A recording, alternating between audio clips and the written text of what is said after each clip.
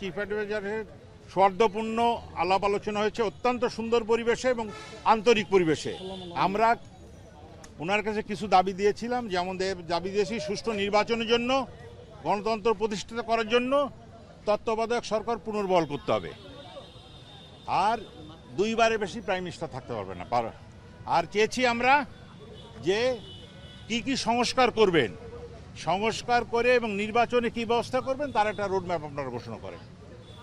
এটা আর বলেছি যে দেশে প্রচুর পরিমাণ অবৈধ অস্ত্র আছে, এই অবৈধ অস্ত্র আপনার যৌথ বাহিনী দিয়ে এটি পরিচালনা করেন, দেশের দুর্নীতিটা প্রত্যাহার করা, যাতে জিরো টলারেন্স হয় সেই ব্যবস্থা করেন।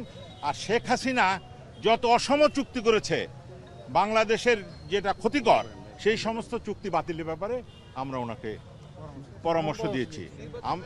আমরা বলেছি যে শেখ হাসিনার বিরুদ্ধে একাধিক হত্যা মামলা হয়েছে, তিনি একজন আসামি, তাকে বাংলাদেশে তাকে আইনের আওতায় আইনে বিচার ব্যবস্থা করে।